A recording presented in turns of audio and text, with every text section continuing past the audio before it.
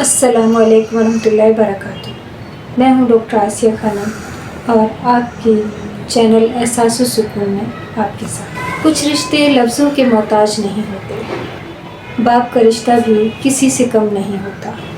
बाप के होते हुए ज़िंदगी में कोई गम मुकम्मल नहीं होता। आज की वीडियो उस हस्ती के नाम जो खुद तो टूट जाता है लेकिन अपनी औलाद को बिखरने नहीं देता। वीडियो को आगे बढ़ाने से पहले नबी करीम सल्लल्लाहु अलैहि वसल्लम की एक हदीस पेश करूँ, तवज्जो से सुनिएगा। नबी करीम सल्लल्लाहु अलैहि वसल्लम ने फरमाया, बाप जन्नत के दरवाज़ों में से एक बेहतरीन दरवाज़ा है। अब तुम्हारी मर्ज़ी है कि इस दरवाज़े को ज़ाया कर दो या इसकी हिफाजत करो। वीडियो को आगे बढ़ाते हैं। शायर इस हस्ती के बारे में क्या कहता है, आपकी तवज्जो। बाप का रिश्ता भी किसी से कम नहीं होता। बाप का रिश्ता भी किसी से कम नहीं होता। बाप के होते हुए कोई गम नहीं होता। बाप साया है, बाप दुखों की ढाल है। बाप साया है, बाप दुखों की ढाल है। बाप के बगैर ये ज़िंदगी निढाल है। बाप के दम से हैं ये खुशियाँ ज़माने की। बाप के दम से हैं ये खुशियाँ ज़माने की।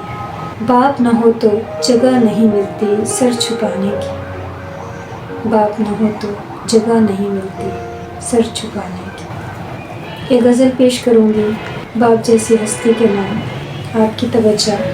पैकर था वफ़ा का मोहब्बत का खुदा था। पैकर था वफ़ा का मोहब्बत का खुदा था। वो शख्स ज़माने में सबसे जुदा था। पैकर था वफ़ा का मोहब्बत का खुदा था।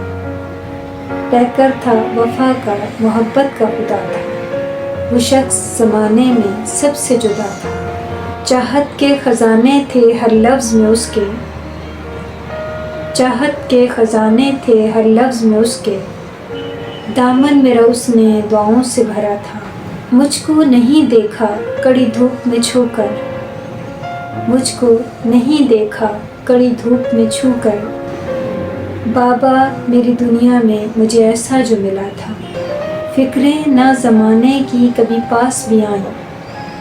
फ़िक्रें ना ज़माने की कभी पास भी आईं। मेरा दर्द मेरी हस्ती से डरता ही रहा था। जब तक रहा सांसों का बसेरा मेरे बाबा, तब तक गमों से मैं बचता ही रहा था। उस शाम की हिद्दत मेरे दिल से नहीं जाती। उस शाम की हिद्दत मेरे दिल से नहीं जाती। जिस शाम तेरा साया मेरे सर से उठा था। जिस शाम तेरा साया मेरे सर से उठा था। पैकर था वफ़ा का मोहब्बत का खुदा था।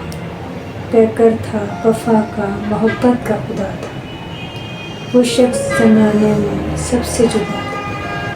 वो पैकर वफ़ा उसकी हर बात दुआ थी। चाहने वाले हज़ार होंगे लेकिन बाप जैसा वफ़ादार कोई नहीं होता। देखते हैं आगे शायर क्या कहता है, आपकी तवज्जो। चाहने वाले हज़ार होंगे, चाहने वाले हज़ार होंगे, कहाँ सारे वफ़ादार होंगे। चाहने वाले हज़ार होंगे, कहाँ सारे वफ़ादार होंगे। कुछ जान लेने वाले मिलेंगे, कुछ जान लेने वाले मिलेंगे, कुछ तेरे जानिसार होंगे।